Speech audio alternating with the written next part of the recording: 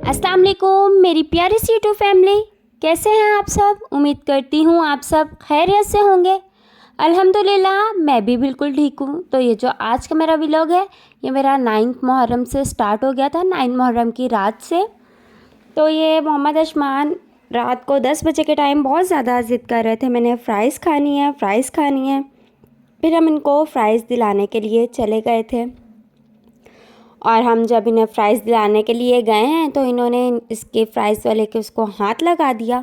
वो इतना हॉट हो रहा था कि उसी वक्त उनके हाथों पर छाले बन गए। बहुत माशाल्लाह से शरारती, इनका बहुत ज़्यादा ध्यान रखना पड़ता है। फिर हम इनको फ़्राइज़ दिला के वापसी आ रहे थे। फिर यहाँ से हमारा नेक्स्ट डे का व्लॉग स्टार्ट हो गया था। नेक्स्ट डे मॉर्निंग हमने दिलवाई थी 10 मुहर्रम की न्याज़। 9 मुहर्रम को हमने हलीम बनाई थी और 10 को खीर बनाई थी। जो न्यू व्यूअर्स हैं वो मेरे चैनल को ज़रूर सब्सक्राइब करें, बेल आइकन को प्रेस करें। तो ये दूध ले आए थे मेरे हस्बैंड। इस बार मेरी तबीयत कुछ ठीक नहीं थी, तो मैंने हलीम भी थोड़ी ही बनाई थी और खीर भी थोड़ी ही बनाई थी। तो मेरे हस्बैंड ये दूध ले आए थे। मैंने चावल पहले ही उठते साथ ही सुबह भिगो दिए थे, और ये दूध लेने गए हुए थे जब मेरे हस्बैंड। तो मैंने ये चावल वगैरह ये सब कुछ, बादाम, हर चीज़ मैंने निकाल कर रख ली थी। फिर मैंने इनको भीगे चावलों को पीसा, क्योंकि मैं ना पीस के डालती हूँ, फिरनी टाइप होती है मेरी खीर ना। तो फिर मैंने इसको पीस पीस के डाला। मेरी तबीयत नहीं ठीक थी तो मेरे हस्बैंड कहने लगे मैं खुद ही जो है ना चम्मच चला ले, तो हाँ बस पीस के राइस डालें इसके अंदर। तो ये मेरे जो बेटे साहब हैं ना, ये मुझे पीसने नहीं देते। जैसे ही ब्लेंडर निकालो ये कहते हैं मैंने खुद पीसना है, और आप देख रहे हैं ना कैसे उसके साथ लगे हुए हैं। फिर मैंने सारे राइस पीस के उसमें शामिल कर दिए थे। फिर मेरे हस्बैंड उसमें चम्मच चलाए जा रहे थे, क्योंकि आपको पता है कि अगर चम्मच चलाने से रोको तो गुठले बन जाते हैं। बल्कि बीच में गेस्ट भी आ गए थे, तो 2 मिनट के लिए उन्होंने रोका तो गुठले बनना शुरू हो गए थे। फिर मैं खड़े होकर मैंने चलाने लगी। फिर खोया मंगाया था, खोए का टेस्ट ना अजीब सा लग रहा था। तो ना फिर मैंने कहा आप ऐसा करें, जाके आप जल्दी में तो बर्फ़ी ही ले आए, बर्फ़ी डाल देते हैं। तो फिर मेरे हस्बैंड बर्फ़ी ले आए थे, उसका चूरा करके वो डाला।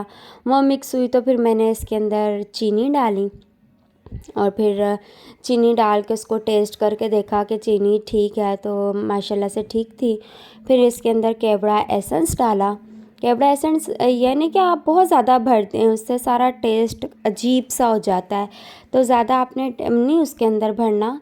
फिर मैंने इलायची का इसमें बघाड़ लगाया, और इलायची का बघाड़ लगाने के बाद मैंने इलायची निकालनी थी, और फिर मैंने उसको जो है न्याज़ के लिए निकाला, न्याज़ दिलवा के, और फिर मैंने बांटने के लिए इसके बॉक्सेस बना लिए थे। और आपको पता है 9 मुहर्रम की और 10 मुहर्रम की न्याज़ तो इमाम हुसैन और जो करबला में शहीद हुए थे उनको साले सवाब के लिए की जाती है।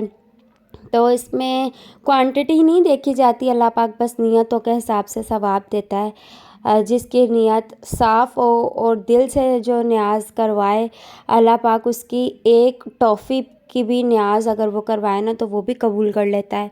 और चाहे हम बड़ी बड़ी देगे भी न्याज़ की दिलवा लें ना तो वो भी कबूल नहीं होती हैं। तो हमारी नीयतें हैं, अगर नीयत साफ़ है तो हमारी जो है वो एक कैंडी की न्याज़ भी कबूल हो जाएगी। उसके बाद हम ये जो है बांटने के लिए निकल गए थे। मैंने अपने ससुराल जाना था, वहाँ से मैंने अपने मायके जाना था, तो इसके लिए मैंने ये ड्रेस वेयर किया था।